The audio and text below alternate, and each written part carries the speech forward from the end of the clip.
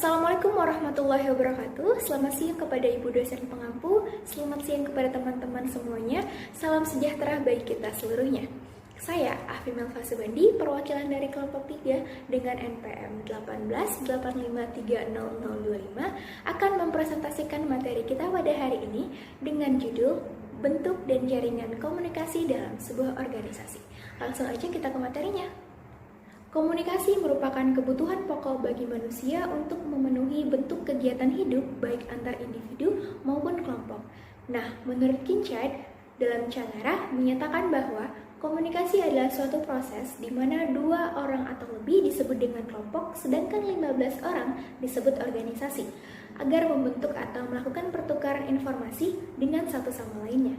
Nah, selanjutnya bentuk komunikasi dalam organisasi. Yang pertama, ada komunikasi dari atas ke bawah. Nah, secara sederhana, transformasi informasi dari manajer dalam sebuah level ke bawahannya merupakan komunikasi dari atas ke bawah atau top down atau downward communication. Nah, bertujuan untuk menyampaikan informasi, mengarahkan, mengkoordinasi, memotivasi, memimpin, dan mengendalikan berbagai kegiatan yang ada di level bawah atau karyawan. Selanjutnya, komunikasi dari bawah ke atas. Dalam sebuah struktur organisasi, komunikasi dari bawah ke atas, bottom up atau upward communication, berarti aliran pesan yang disampaikan benar dari bawah atau karyawan menuju ke atas atau manajer. Nah, komunikasi ini dilakukan untuk dapat mengurangi tanggapan bahwa aspirasi karyawan tidak didengar oleh manajer. Nah, apa sih contoh dari komunikasi dari atas ke bawah? Contohnya aja nih di kehidupan kita di kampus. Nah, kita akan sering menjumpai kegiatan-kegiatan dalam kampus. Tentu ada panitianya.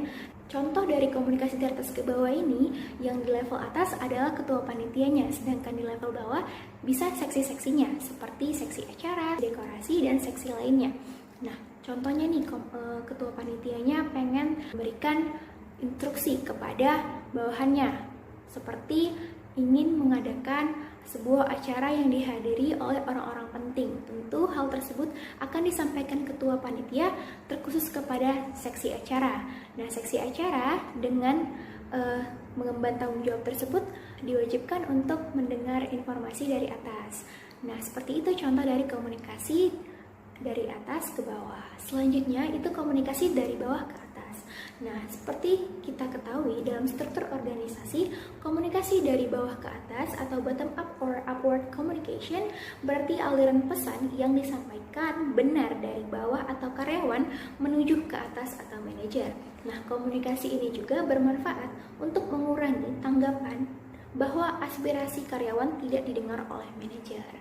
Nah, banyak banget nih kita jumpain di zaman sekarang kalau orang bawah atau karyawan biasa seperti kita tuh nggak didengar nih aspirasinya sama pihak atas. Seperti kita pengennya ditambah fasilitas dalam perusahaan atau organisasi untuk motivasi kita pribadi ataupun seksi kita untuk bekerja lebih baik lagi. Nah, tentu komunikasi dari bawah ke atas ini sangat diperlukan. Kenapa? Karena untuk memudahkan kita mengerjakan atau mencapai goals yang organisasi inginkan. Selanjutnya, jaringan komunikasi organisasi. Organisasi terdiri dari orang-orang yang menduduki posisi atau peranan tertentu untuk saling bertukar pesan satu sama lain. Nah, pertukaran pesan saat ini melalui jalan tertentu yang dinamakan jaringan. Nah, ada 2 jenis komunikasi atau jaringan komunikasi organisasi. Yang pertama, jaringan komunikasi formal. Jaringan komunikasi formal sangat menyerupai struktur organisasi. Ada saluran-saluran formal melalui dari mana komunikasi mengalir. Misalnya, seorang pegawai hanya dapat berkomunikasi dengan manajer umum melalui pengawasnya langsung. Jadi tuh nggak bisa nih kayak pihak bawah itu ngomong langsung ke atas. Tentu ada struktur yang harus dilewati dulu. Misalnya kita anggota dari bagian departemen humas. Nah, kita anggotanya ini harus ngomong aspirasi kita kepada koordinator dari departemen humas itu. Kemudian koordinator tersebut akan ngomong ke pihak atasnya.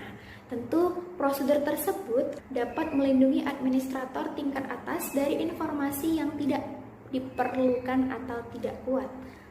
Nah, hal tersebut tentu akan memperkuat struktur kekuasaan.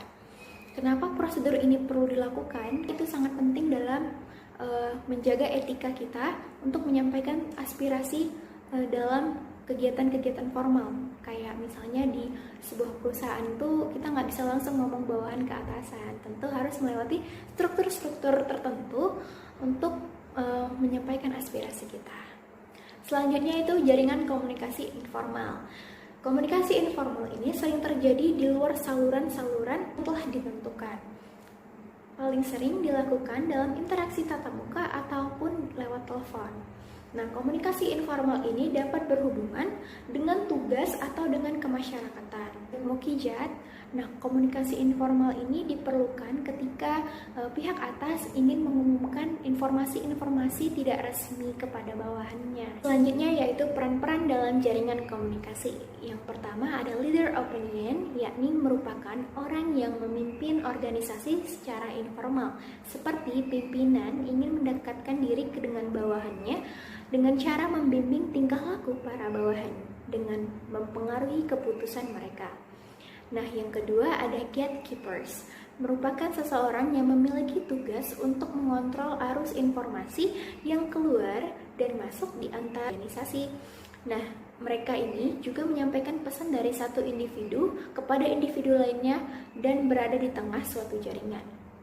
Yang selanjutnya, cosmopolites adalah seseorang yang memiliki peran menjalin hubungan di antara organisasi dan lingkungannya. Nah, hal ini tentu melakukan komunikasi dua arah dengan melakukan ataupun dengan mengumpulkan informasi dari sumber yang ada di dalam lingkungan dan memberikan informasi tersebut individu tertentu pada sebuah lingkungan.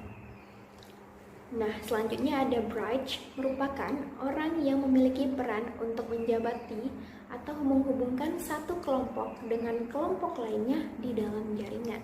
Selanjutnya ada liaison, yakni individu yang bukan merupakan anggota organisasi, tetapi memiliki peran yang hampir sama dengan bridge, yang menghubungkan satu kelompok dengan kelompok lainnya di dalam jaringan. Selanjutnya yaitu isolate adalah individu yang berada jauh dengan kelompok organisasi tetapi merupakan bagian dari kelompok tersebut.